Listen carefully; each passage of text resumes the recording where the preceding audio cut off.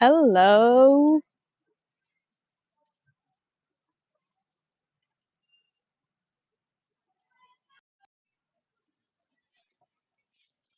Hello, everyone. Let me see if you can hear me, if you can see the street. Hi, Catherine. Hello, hello. So it's not longer a secret where I am. I mean, it was not from the very beginning. And here I am again. Hi, Lilliput. Hi, dear. I am in Tel Aviv. Hi, Marilyn. Thank you so much. Thank you. It's good to know you can hear me all right. The sea is quite far from here, so you cannot hear the waves hitting the rocks. Actually, the sea is over there. Oh, it's lovely to see this couple. I wouldn't like to film the kids in the playground, so I'd rather not film that way, especially because we're gonna be going that way. Hi, Cindy. Hi, dear. Well, it's great that you have some time to join my tours live, but as I said, as I promised, I will be scheduling a lot of last minute tours, and I've just had one 30 minutes ago. We wrapped up in Neve. Oh, sorry. Well, technically, we finished in the Neve Tzedek, but it was a teaser because the Neve Tzedek is going to be now. And the recordings of the live streams will be available uh, later in the evening. So if you missed the first episode, the first tour, the link to watch it afterwards, probably in a couple of hours from now, is also below in the description under the video, as well as the link to my website and all the other contacts. Okay, so let's not waste any more time. Hi, Stephanie. So, yay! Hi, everyone. Hi, Joanne. I'm so happy that you still managed to join me live for the second tour. I mean, it's a luxury to have to be able to spend with you actually live the second tour. All of you, thank you for keeping me a great company. I've just had the best Sahlab ever. I had some 30 minutes break between the two live streams, and I'll show you the place where to find the best Sahlab, and also I'll explain what it is a little bit later. So, but I'm still not over it. I'm still coming off this this wonderful silky texture. I just feel this in my mouth, and it's like, oh my goodness, honestly, absolutely ecstatic about it. So I just needed some, to recharge my batteries with, because as you know, every tour is so well. It's not draining, but obviously it takes a lot of energy. So, okay, without further ado, yes, Ronnie Lynn, I know, it's really the best winter drink ever. And technically, it's a winter here. Well, actually, it wasn't really cold today, but it was pretty chilly by the sea. Anyway, so I took you in the end of the previous tour. I took you to the Neve Tzedek, and I told you that Neve Tzedek is the first Jewish neighborhood outside the Jaffa walls. Outside of the ancient but largely Arab area. But does this mean that there were no Jews living in Jaffa? Does this mean there were no Jews living on this land at the time of the Ottomans and the mandate Palestine? Of course not. There were always Palestinian Jews, Palestinian Arabs, Palestinian, uh, actually everyone, even Palestinian Bedouins, So, Palestinian, I don't know who else, uh, Palestinian, I don't know, everyone, basically everyone, Palestinian Armenians, even. So it's It's any nation that you can find, and you can find so many nations. Every religion you can find, you will also you will also find. You can just apply Palestinians to anyone because it's the name of the region, and it has always been a very multicultural area, multinational, because of the geographical location, because of the position of this land. So the middle, well, Israel and largely, I would say, Levant. This is exactly the connection, between Africa and Europe and Asia. So it's exactly where the one of the most ancient trade routes would be laid via Maris. So no wonder this region has always been a point of interest of many empires, and that's why it changed hands so many times. And here we are to talk about the more recent history, meaning the end of the 19th century, when finally, when the Ottomans, you remember the story, but just for those who didn't see the first episode or haven't seen many of my tours before. So this is exactly in the middle of the 19th century when the Ottoman Empire, who by that time had control over the Holy Land for more than 2 centuries. So in 1500s and early 1500s, they took the Holy Land under their control, and this is when, well, exactly at that point, mid 19th century, when the Ottomans uh, opened the Holy Land to the world. They had their own interest. They thought they would be getting, more. They would become stronger thanks to the investment from the West. And yes, they did help them stay afloat for, well, another 70 or so years. So it's not like everything happened just within one day, obviously. And well, but they shouldn't have allied with Germany in the First World War, and this would have been, well, if they had not, this land could have had very different situation, I would say. I mean, it's hard to say what would have happened here, but it could have been very, very different. Anyway, I'm not saying good, I mean better or worse, just different. Anyway, so obviously, well, you see a lot of political science here, of course, because I'd rather not read them. So it's definitely because of the situation, because the war is still going on. I haven't heard any sirens yet, but it doesn't mean it's not going to happen any minute, any moment. Every day there are sirens in the north, and today we had them, but I mean, we didn't hear them because the sirens are up north. And now I'm in the Gush Dan in the central of the country. So, but uh, anything can change in a crack of a second.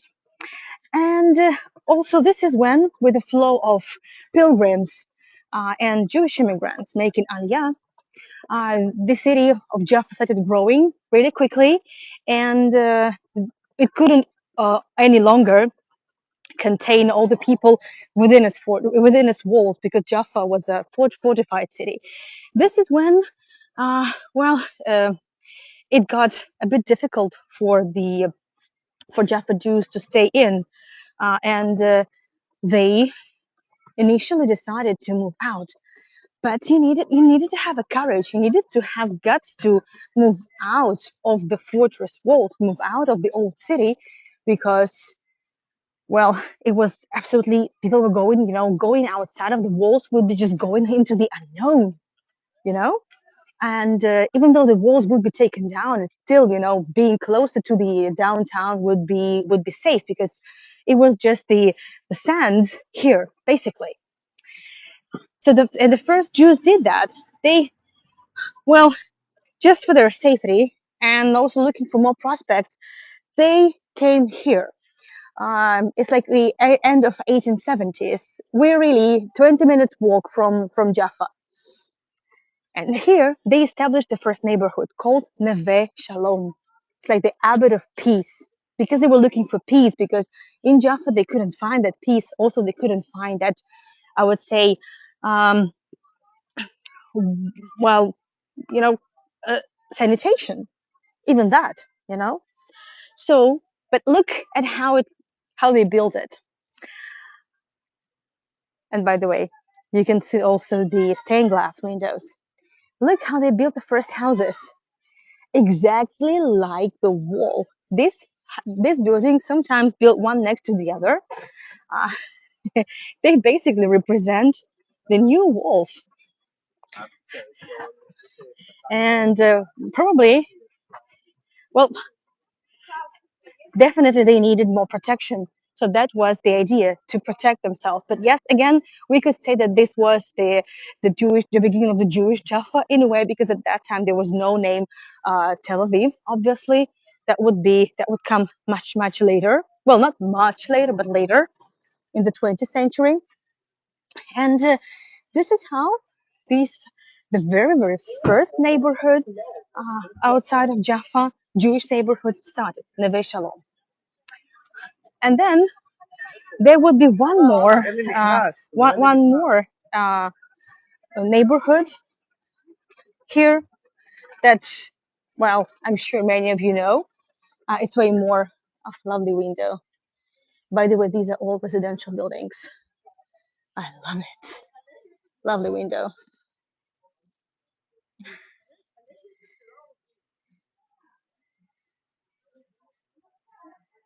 Oh, Lisa, really? Well, I'm pretty sure it's a it's a beautiful area. It's beautiful. I'm pretty sure many films uh, were filmed here. Like, I wouldn't be surprised, and it's recognizable very much because there is no other neighborhood in Tel Aviv that looks like Neve Tzedek. Definitely. So as I said, it's very filmable. Very. So, and actually somewhere here, the this is where the two neighborhoods will blend. You can't really say now where there's, a border. There is no distinct border between the two buildings, between the two neighborhoods. But most buildings that would be parallel to the walls would be Neve Shalom. And it's just absolutely fantastic how this building looks. I mean, it's so vibrant. I mean, it's so atmospheric, and there's still features of Ottoman architecture because, as you know already, it still takes, years, dozens of years for architecture to change and to adjust to the new geopolitical situation. There's over there. There is a Beit Knesset. There's a synagogue, an educational facility as well, religious educational facility. Hi, Shabbat Shalom. Lovely, so lovely. Anyway, so, and Neve Tzedek, um, I think we'll go this way.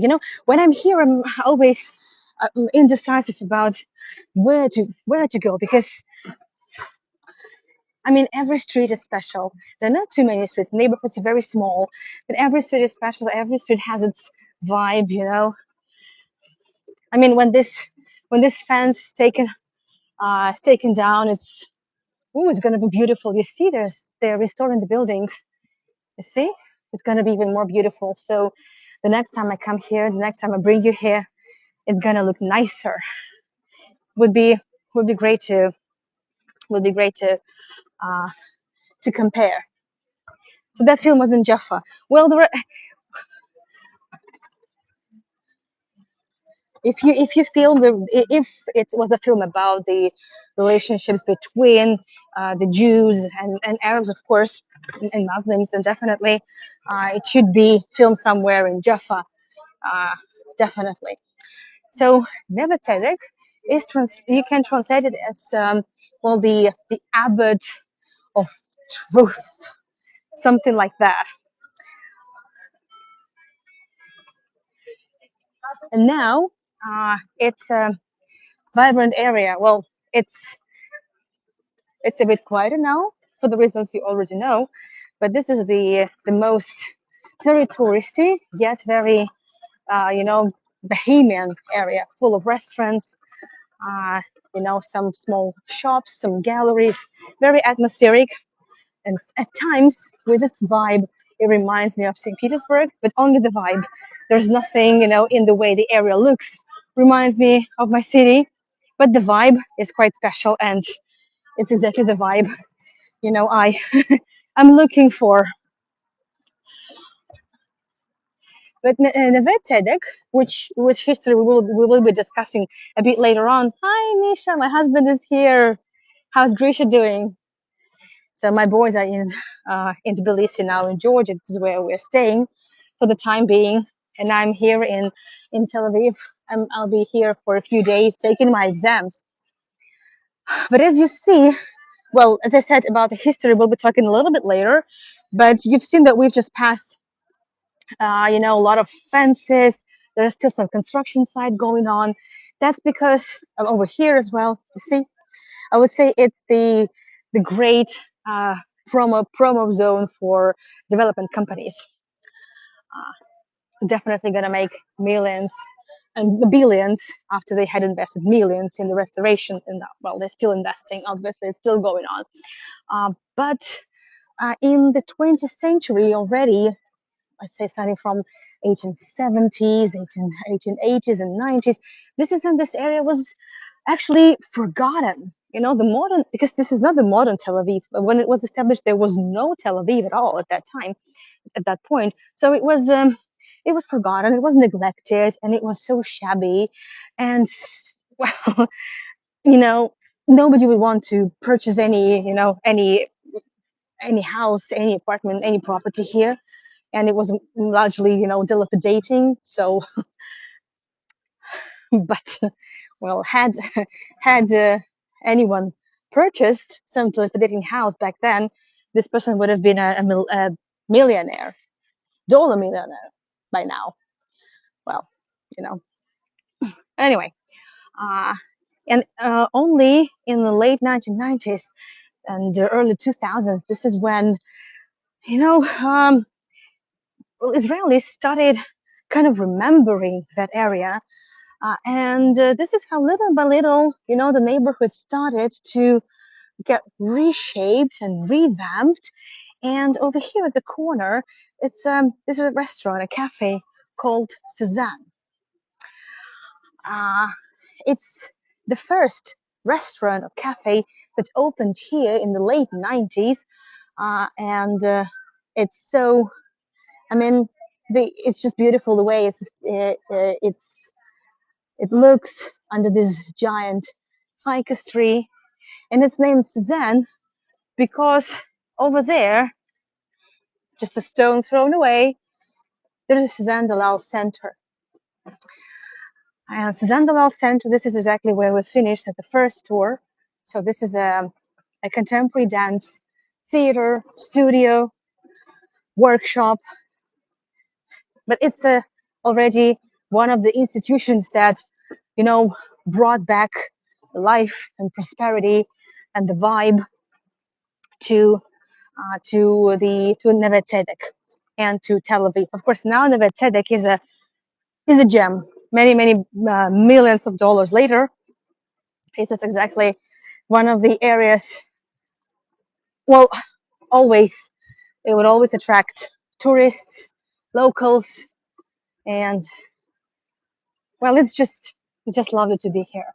So on the one hand, I feel a bit bitter that it's so empty.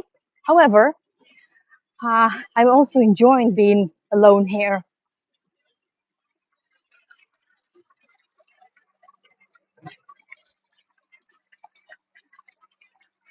Just a nice fountain. I also find this sound of water soothing. So let's move on.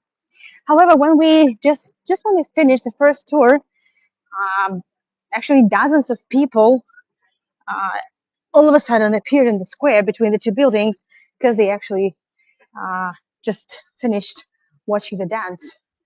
So there was some performance I didn't know about.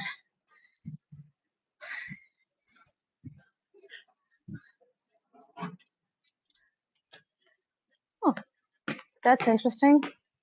So this is the program, and on the 24th of February, which is tomorrow, it's gonna be something in Russian. Oh wow, interesting. Lovely. There's going to be some dance performance in Russian tomorrow. How interesting. Should I go there? Well, Cezanne Dalal, and just in general, Israeli modern dance, contemporary dance companies are well among the best in the world. And Cezanne Dalal company is Cezanne Dalal School in general is one of the occupies one of the leading positions in the contemporary dance industry. If you can say industry, wow. Okay, so this you it's difficult to beat that. I'm just a bit lost for words. Wow. So I remind you that here we are in the heart of the first Jewish neighborhood outside Jaffa walls. Yet it looks very, very oriental, right? And that's okay. It's the perfect blend of the West and East. That's what makes it so special. And there is a beautiful, actually quite iconic chandelier. I've seen. I I haven't been there myself. It's a shame to acknowledge. I mean, really shame on me. But I know this. I know that chandelier from so many photos and Instagrams. So definitely should make it up to myself.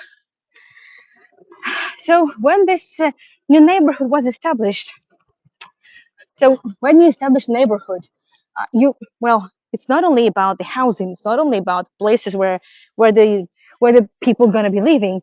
You also need to establish, well, you're going to provide medicine, you need to provide education, you need to provide safety, you need to provide some entertainment for your neighborhood. Otherwise, well, it's not a neighborhood.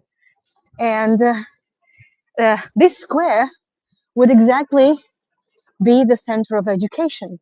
Because here, the Jews would build two schools, one for boys and one for girls.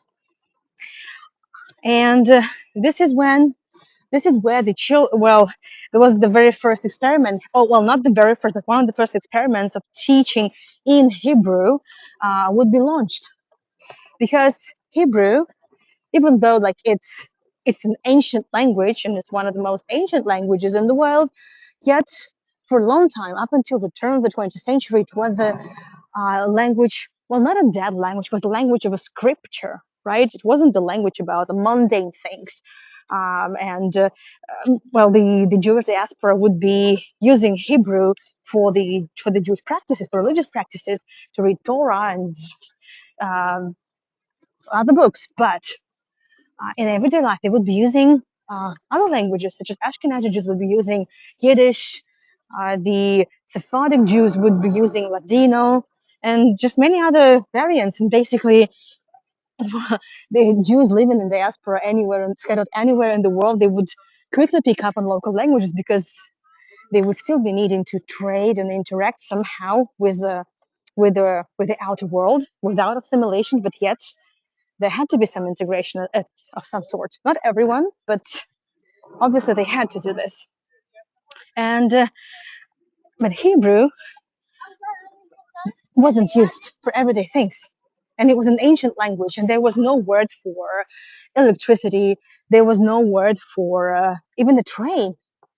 So it was an ancient language. So the language, if you start establishing your, like Jewish country or even a Jewish neighborhood, and since the mid 19th century, the Ottomans also allowed the Jewish immigration. They allowed Aliyah, which means that obviously, let me show you. Here I am. I just need to explain some things, and then we'll continue. And obviously, you need a language, you need a common language, because people will be coming from all over, and they wouldn't have the common language. They wouldn't have the language that would be united the people. Otherwise, it would be still small diasporas within a neighborhood, which wouldn't make it a neighborhood, right? So this is when um, Eliezer ben Yehuda, by the way, the Alim from the Russian Empire, started developing, well, reinventing, adjusting, amending the Hebrew to make it a spoken language of everyday life, which not everyone approved of. Religious Jews, Orthodox Jews, still can come to terms with that, and they're still angry about it. Sorry, that's my chat is a little bit lousy. Is everything all right? Can you hear me well? Can you see me? Hope it's not frozen. Hope all is good. But I don't know. Something's really weird with the chat. It was frozen, then it disappeared, and then it's back on again. But I'm still not sure if I'm if I'm live even. Hmm. Let me check. Oh, thank you, Ronaldin. Thank you. Okay. Whew, that's a relief. So, and then this is how little by little Hebrew would be coming into, coming into use, like everyday use. And this is when, well, as I said, Neve Tzedek wouldn't be the first, the Neve Tzedek community would be the first one to experiment with Hebrew, but this is where they probably achieved the biggest success. And there was one school that would be the educational process would be done on Hebrew. That would be the school for girls, because girls, uh, well, they would be bringing up children and they would be using Hebrew to make it a mother tongue of their children, and then those children would make it the mother tongue of their children. You know the story, right? Uh, it's not a rocket science. And then there was also another school for boys, that one, and their education would be done in French because the French was the language of commerce. They was sort of a financial lingua franca of the Jews. That was the story. Thank you, Lily. Yes, Dolly, I am in Israel now, and I happen to be in Tel Aviv, and I'm staying overnight in Tel Aviv. I arrived last night around midnight. I came to Ashkelon, and I was drained after the short trip, but emotionally it was, yeah, draining, I would say. So I am, I am in Tel Aviv, and from here, from this, from this first neighborhoods outside the Jaffa walls, this everything would start. And from here, also the existence of Tel Aviv and even the existence of the entire Israel as a Jewish state would start here in a very, very small, you know, plot of the land. I wish there were lights here, but we're not going to spend here for too long. But I just wish to introduce you to a few very important people. Just a second. I should have also my other phone with me. I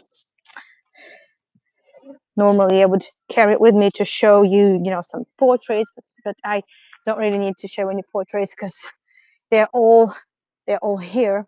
Oh, okay, okay, yeah, well, that's not bad.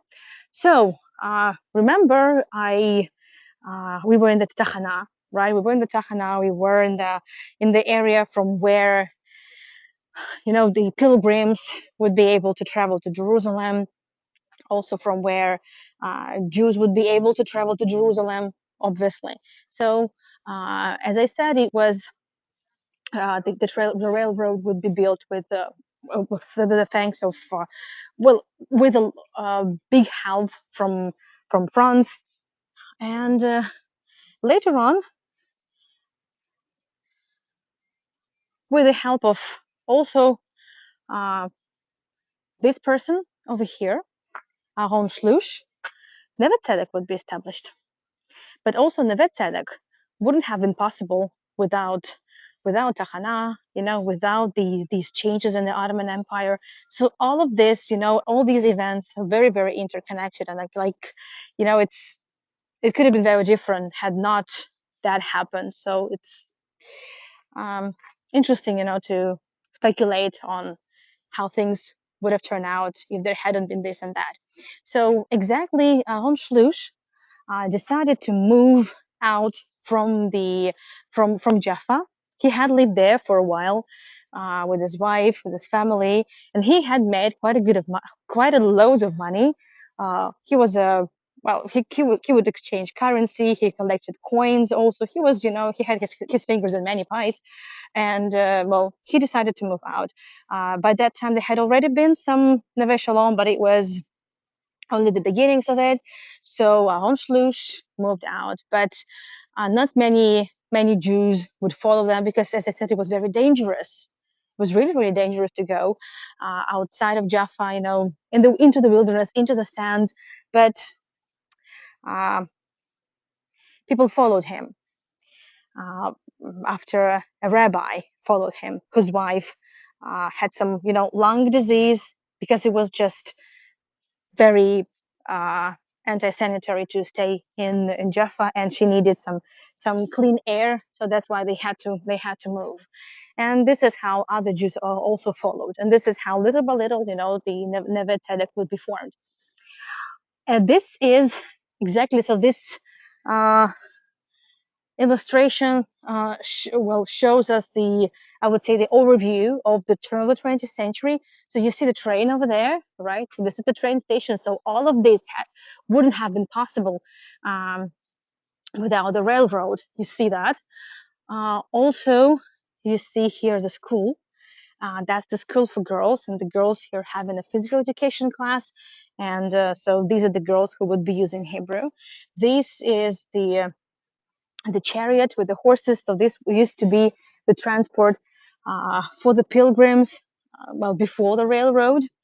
Then later on, you'll see more construction going on, and because there was a need for more education, because the neighborhood would be growing and growing and growing, and from the Tzedek another neighborhood would appear called Achuzat Bait, and then that neighborhood also would need a school. So this is how the Herzliya gymnasium would be constructed. So all of these things, one comes after another, and thanks to loads of education, thanks to the waves of immigration, and the first waves of immigration, especially from the Russian Empire, they would bring a lot of educated, enlightened Jews to these neighborhoods. And we're looking at, apart from the Rav Kook, uh, here we see these, I would say, five pillars of, modern Jewish poetry, literature, and so these people were the one of the most popular neighbor of the neighbors, so to speak, and they left quite a lot of memoirs. They mentioned Neve Tzedek in their works, and we will talk about some of them for sure. So Chaim Amzalek, for example, he was one of the middlemen who managed to hammer out a lot of deals with the Ottomans for the purchase of the lands, because it wasn't easy, even though like the Ottomans, well, would agree to sell the lands, but it still needed a lot of negotiation, really hammering out, uh, many things in order to, for it to happen. So we've already spent here quite a long time. Even though I want it to be a laid back tour, I still want to load it with content, because what can I do? Let me see the questions now. No, Dolly. I mean, you knew about me coming to Israel. I did mention it on the sponsors get-togethers. Yes, Dolly. I know of that. I recently chatted with Tomer. Yeah, but we never really met in person. That's a shame. Yeah, there's definitely, Lily. There's definitely a delay in the chat for about I think 15 or 20 seconds, but that's okay.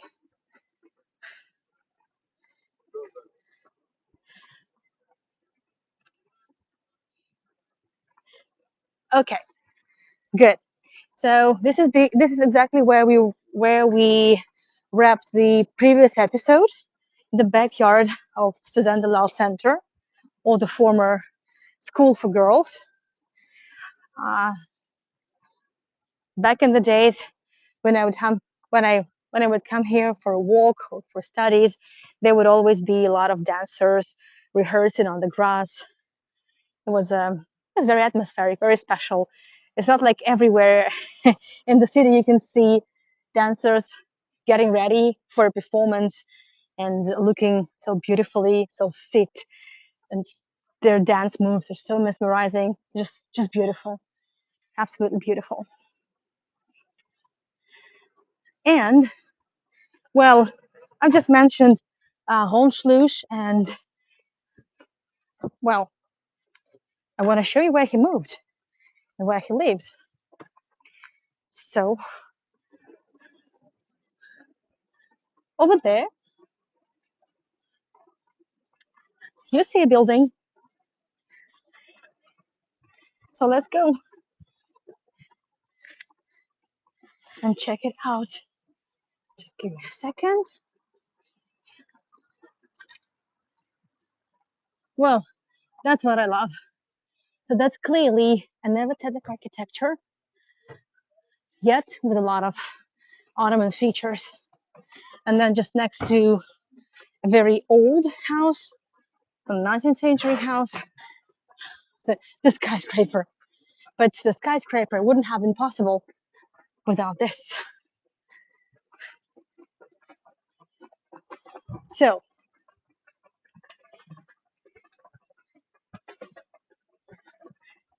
just give me a second.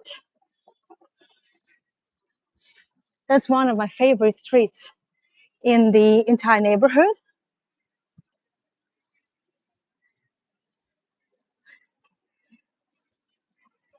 Okay, I need to give way to the car because the roads are really narrow here. They could have built, I don't know, they could have built wider roads, but obviously they couldn't know. I don't recall hearing, no, I did, totally. I did. Anyway, so this is the house where Hohenschluss settled with his family. It's still under restoration, and I'm not sure how long it's going to take. So here's a, a peeping hole. I'm not sure how much we'll be able to see. It's probably going to be blurry. Let me give it a try. So it's, at least from the outside, it's already at least partially restored. So, and you can see, well, if we step a little bit backwards, you'll see that's the perfect example of the Neve Tzedek slash Jaffa architecture. Well, needless to say, it was one of the biggest houses in the area, one of the first ones that would set example for everyone else. And obviously, the Hohenschluss had a synagogue. This is their home synagogue, and it's still a synagogue. And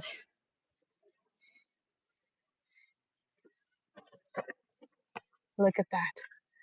I feel a bit awkward, like I'm spying, but it's so beautiful, so lovely.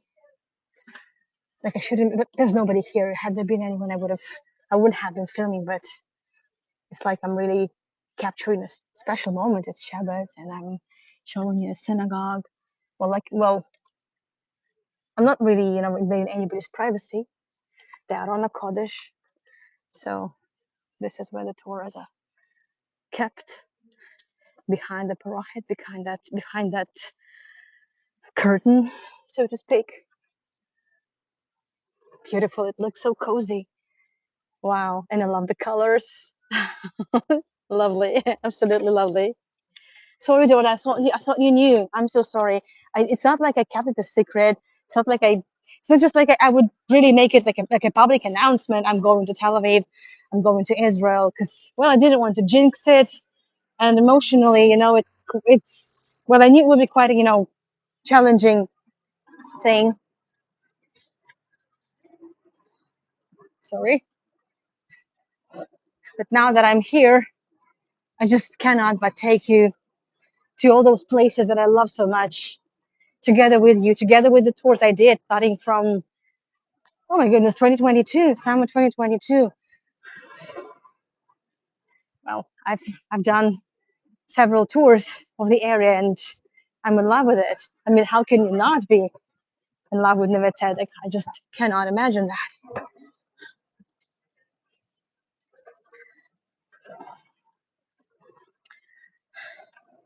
Okay, so then you might recognize this. This is where we had the first store. This is where the Hatachana is, the first railroad, the oldest train station. This is also where the most recent train station, Eliphalet Light train station, is. Uh, for our for our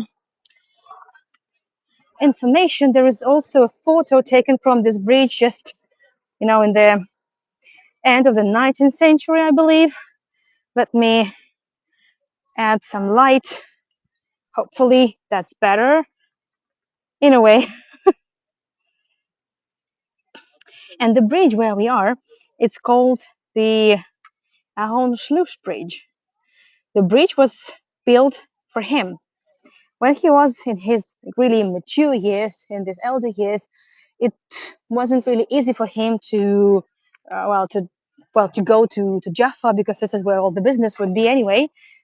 And uh, you see, there is a little elevation here, and several times, actually once, he really badly fell from a horse, and the founder of the neighborhood, the most respected man in the community, of course they couldn't just let it happen. They couldn't let it go on like this, so they built a bridge, the pedestrian bridge, so they didn't need to really cross uh, the railroad. They didn't need to risk their lives anymore.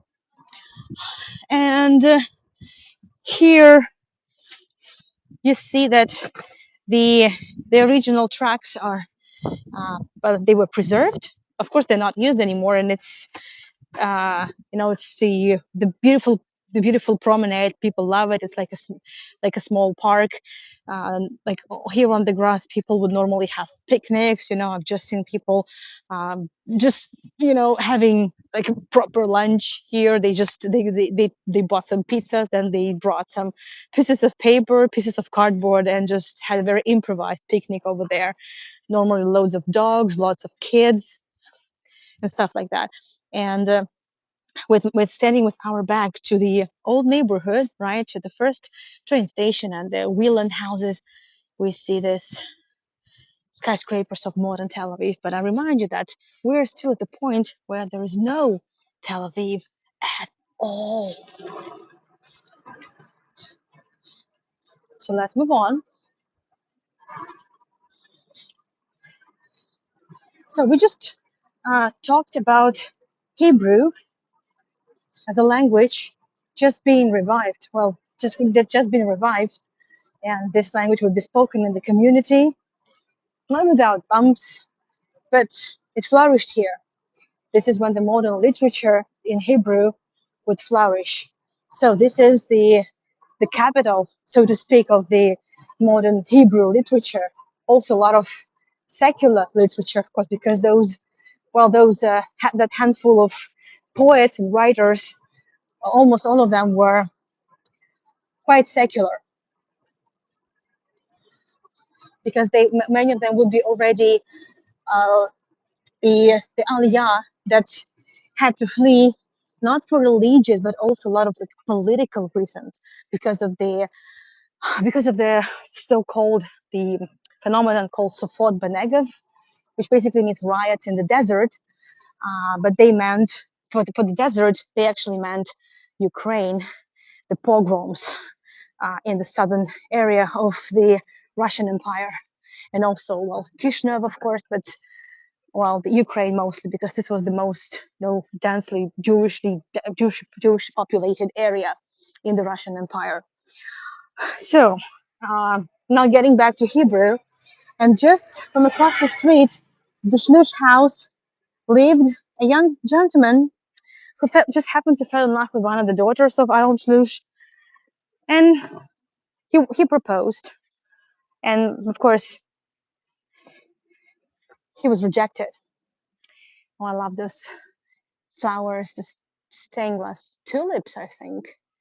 I love it. It's a lovely house. Cost millions to live here. I mean dollars, not just shekels. Lovely. So yeah, from here you can, I think, better see the entire house. Well, as much as we can see, obviously. And after being rejected, The gentleman decided to pour out all his anger and despair on paper. And it just happened to be, well, it was in Hebrew, and it happened to be exactly the first piece of literature written in Hebrew that would be given a Nobel Prize. And the name of the author would be Shai Agnon. Well, it wasn't his real name, but this is his pen name that we know him for. We know him.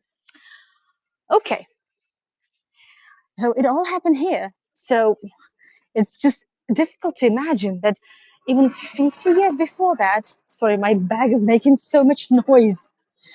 I keep carrying my bag with me. I mean, it's getting on even on my nerves. I'm pretty sure you can hear that. So it's just very hard to imagine that some 50 years before that, there still hadn't been really, like a modern day Hebrew. And then 50 years later, a Nobel Prize. Well, it's still a little bit later, but well, you understand. You understand the timeline. Okay, let me take you over there. I like to roam around here, and I wish I could get lost here just one more time, like I did 2 years ago, well, almost 2 years ago, a year and a half ago. On March 17th would be the second anniversary of our Aliyah.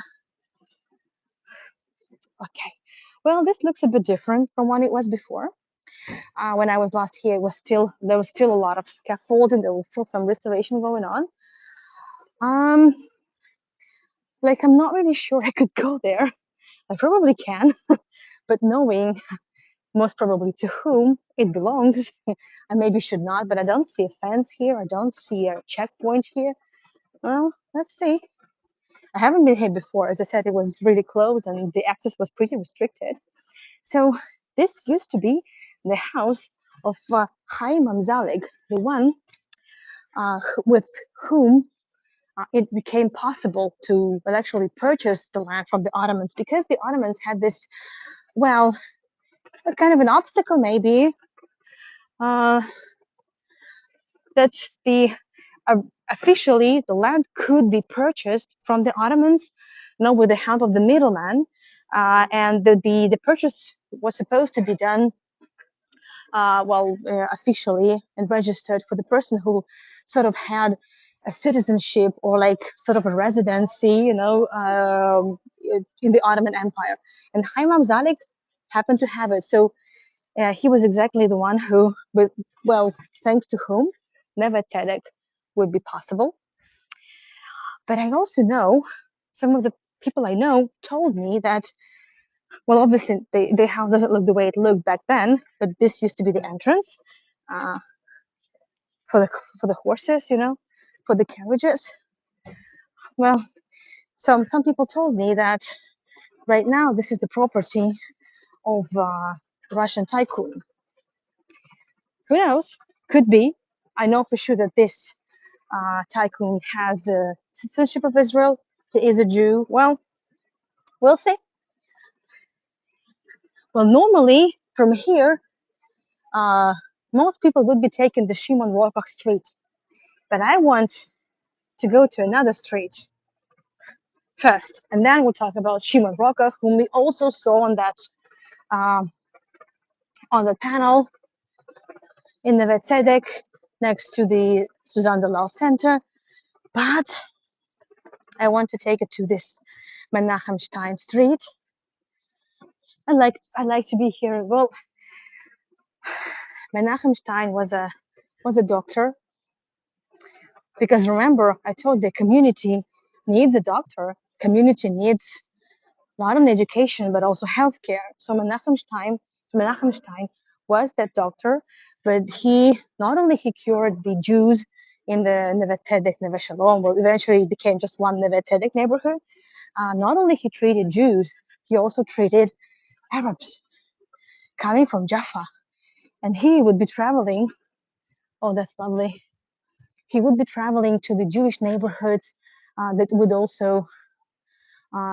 would be founded not in here, but Petach Tikva, everywhere, everywhere in in the Holy Land.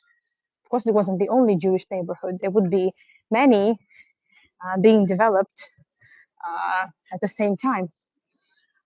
Unfortunately, Shimon Rockach, well, there used to be a house here. Well, that changed. That has changed. This hasn't, though. Well, that's definitely some Mediterranean vibe with the shutters and the balcony in covered in flowers. So unfortunately, when Menachem Stein died, he contracted a disease. Unfortunately, he died, and there was no doctor to help him.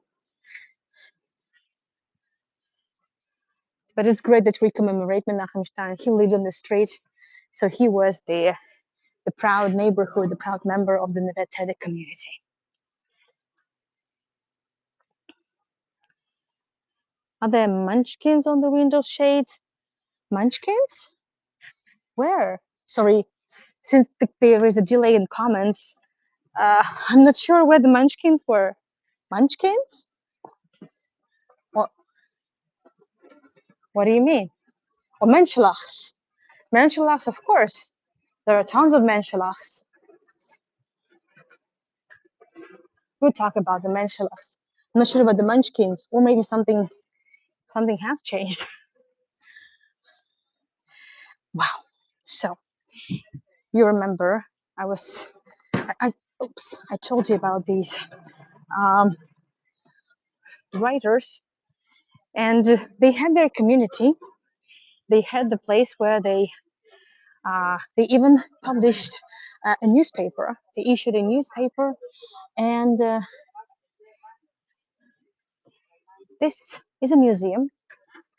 It's well, kind of a um, two entities within one. So it's the writer's house,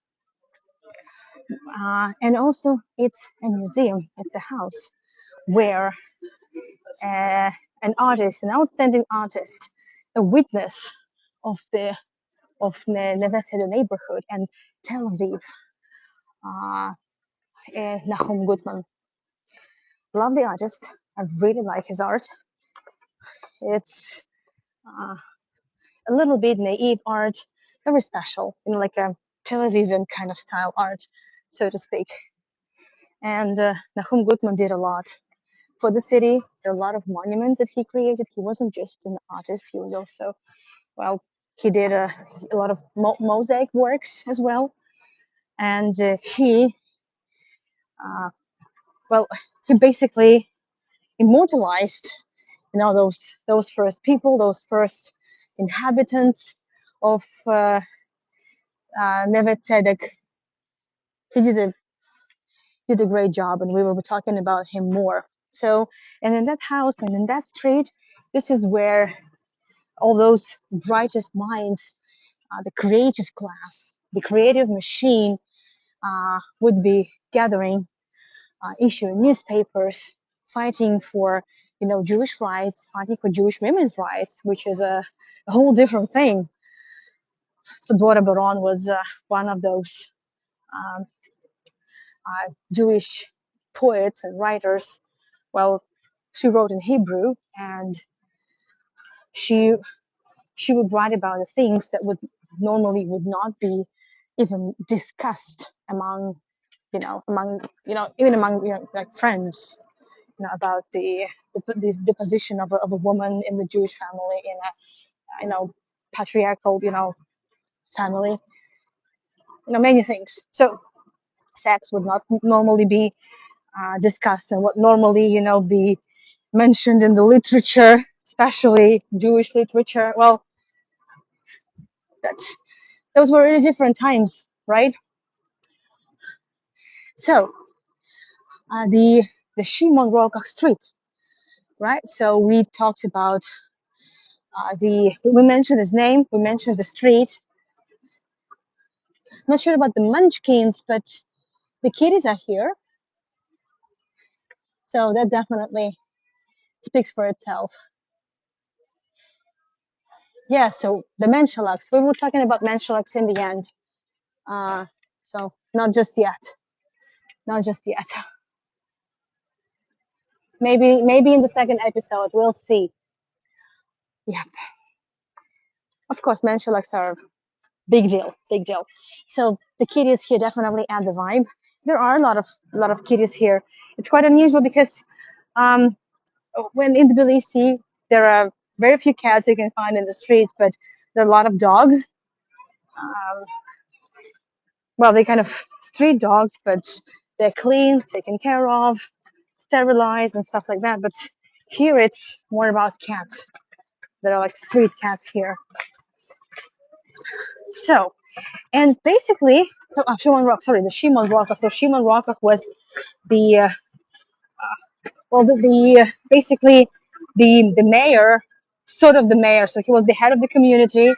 He was the one who also managed to get a lot of funding for for Neve Tzedek, and then later on for the for the what would be the Ahuzet by the neighborhood, the next neighborhood that would grow from Neve Tzedek. So there was a lot of things going on, a lot of people involved, and obviously all the streets in Neve Tzedek would be named after these people. It goes without saying. So another vibrant street, but let me also check the timing. Hold on a second. Okay, so we still have some 7 minutes. 11, quick, quick. And from here, this is sort of uh, a border between Neve Tzedek and Tel Aviv, which is a complete nonsense because there is no border, but you can easily see the difference in architecture. Here, this is definitely a house of a later period, so to say, early 1900s, very early, and you see it corporates like it's still like very artsy. It's sort of Art Nouveau-ish, Art Deco-ish kind of style, but with the special features, would later on would evolve uh, into this. Hold on,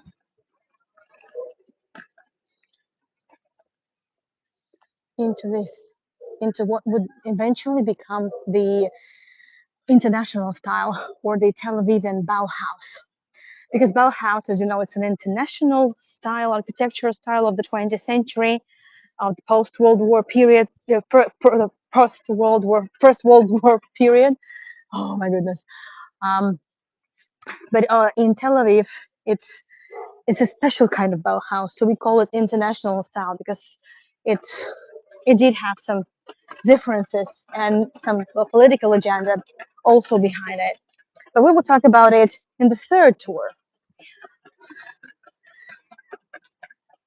Also, the well, one neighborhood and another neighborhood, and more people coming in. They would need more space, and they would also need more entertainment. So this used to be a cinema, one of the first cinemas in in Tel Aviv. Well, in Jaffa, in Neve Tzedek, in the future Tel Aviv. So it's older than the city. Well, it still needs a lot a lot of work to be done. It's called Eden Cinema, and unfortunately, this hasn't changed since I was here last time. So let's hope it something happens when I come here next. And this was this was one of the beautiful buildings. You can clearly see the style. So this is when another ingredient for a perfect tour has come. Hello, another kitty, and another kitty, and another kitty. Oh, that's tour gonna be a blockbuster. Oh, I'm so sorry, dear. I'm so sorry. I have no food. honestly. Okay, so you can clearly see that, well, the Europe, well, how more European this area looks. The further you go from the first Neve Shalom houses, the closer you're getting to the future Tel Aviv. At that point, it's not a Tel Aviv yet, right? It's still gonna take some time, not long, but still, still it was some time to wait. So the further from Jaffa, the more European it looks. This is because of the immigrants, because of the Jews coming from Europe, because of the Jews coming from the Russian Empire. Well, and because they would be educated, because many would be secular, so they would be coming to build the new country, the new city, the new neighborhood, and later on, this would shape the style, the entire layout of Tel Aviv, and then also many other cities. You're the loudest one. Oh my goodness. Okay, well, what can I say? And these two houses look very monumental. That's because, well, definitely these houses were built and they did belong to someone very influential, and they just happen to be the houses that belonged to the sons of Aaron Shlush, who was the head of the neighborhood, well, who was the founder of the neighborhood, and also the Rokach family, who would be eventually the ones who would win, uh, the control over Neve Tzedek and the neighborhood eventually from the Shlush family. I know Tamer is still, well, it hurts for him to talk about it. I know. Unfortunately, he cannot reclaim any of that. So everything he has is a legacy, and of course, many stories that he can share. So it looks like I'm going to overrun soon, but before that, does this look familiar to you? Right? This is the Wieland concrete, right?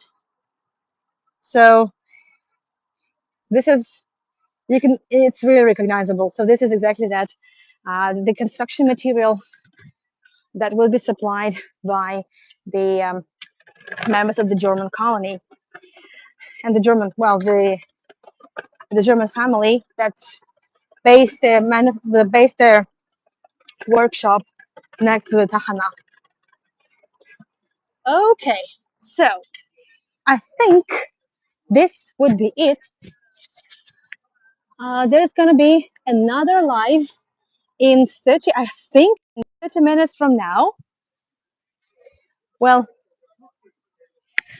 and this is when I'm going to show you, in 30 minutes from now, I'm going to show you some munchkins, uh, menschelachs, that, well, Dory likes very much. I mean, I like those munchkins slash menschelachs very much myself. And finally, I will take you to Tel Aviv. I promise I will take you to Tel Aviv. It's not like I'm not in Tel Aviv now, but historically, chronologically, we're not there yet. But we're getting there. We're getting there, and I'll be taking you to, of course, the Dizengoff House, to the Rothschild Boulevard, and, well, the important, iconic places like that. We'll see some different architecture, including that famous international style slash Bauhaus slash a lot of eclecticism as well, which is not a style, which is more of a concept, so to speak. Here I am traveling with my bag in Tel Aviv, making a lot of noise, probably getting on your nerves. Well, it is what it is. Hi, Joyce. Hi. Sorry, I didn't see you join. So if you join later, then it's not a problem, because I will be publishing all these 3 videos on my YouTube channel for everyone, to watch it at their convenience. I will be scheduling, most probably tomorrow, I will schedule a couple more last minute live streams, but it's hard to say now, because, well, I'm playing it by ear largely, and I have no idea what happens tomorrow as well. So we'll see. I also need to study, but I also need to prepare some content, for the tour. Oops, sorry, so quiet. And a lot of kitties, a lot of kitties. Okay, so let me go through the comments just one more time in case I missed something. Well,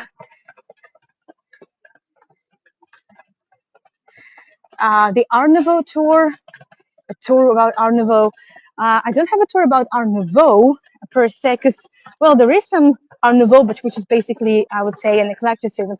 But I am actually just before the war, I was working on a tour of Tel Aviv and architecture and a lot of well, like uh, Russian Jews who shaped the face of Tel Aviv of early 20th century, like in 19 up to 1920s, up to 1930s, and but I have it. Well, we will see some of that. We will see for sure on the next tour that's gonna happen in less than half an hour from now. So we'll see all that. Thank you, Lily. Thank you so much. Well, Joyce, this is Tel Aviv. I'm in Israel for a couple of days. I've come to take my exams because eventually I decided to give it a try and see what comes out of it. Because at the moment it's still pretty vague what's going to happen next in my life, but that's what I've decided to do, and I'm quite excited. And it's great to be here. It's great to be back. So we'll see.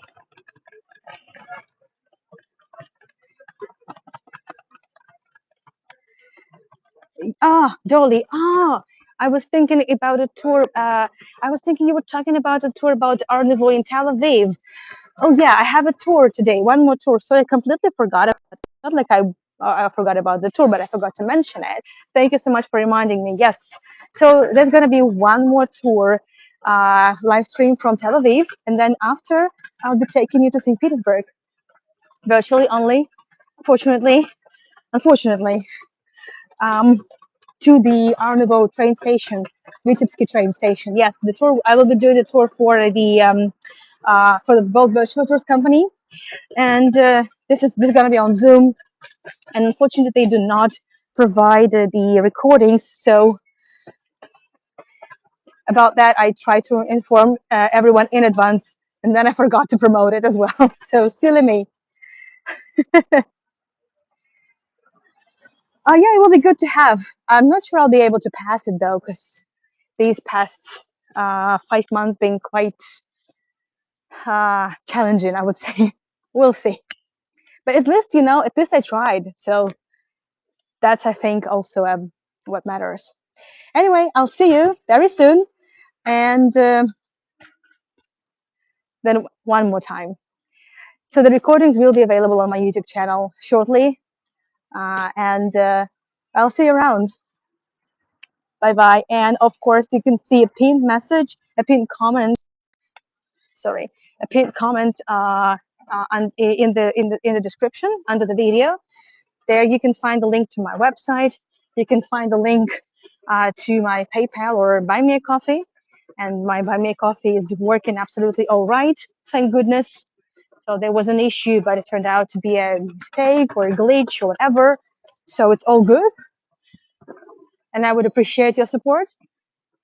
Thank you so much for joining. And we'll meet somewhere here for the next tour to see the big change, the big evolution of this small, a little bit village-like neighborhood into a big, vibrant megapolis. But I like it like this as well. So quiet, so artsy.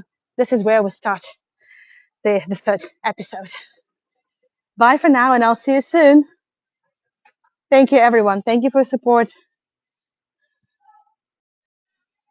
Bye bye. See you soon.